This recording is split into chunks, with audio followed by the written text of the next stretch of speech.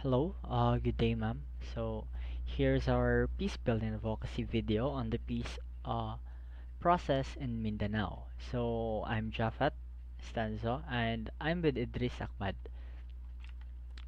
So, for this, we have the history of the peace, and for many years, Mindanao has been a region marked by conflict, deeply rooted in historical injustices such as land disputes, marginalization, and lack of proper representation for Muslim indigenous communities.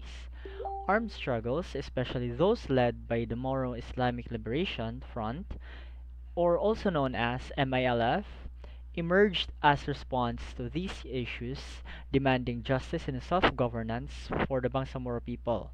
After decades of violence and failed negotiations, a breakthrough came in the form of peace talks that eventually led to the passage of the Bangsamoro Organic Law and the creation of Bangsamoro Autonomous Region in Muslim Mindanao.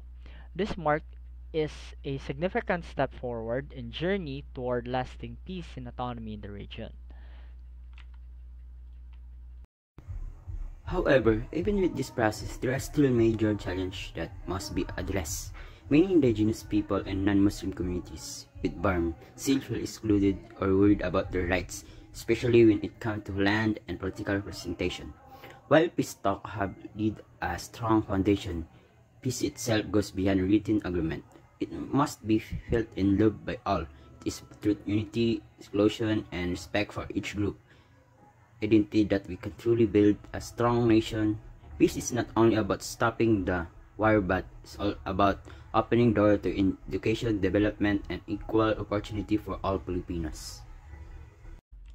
So for proposed solutions and actions is to move forward. We must take concrete steps. Promoting peace education and then cultural understanding in schools, communities can help the younger generation grow up with respect for diversity.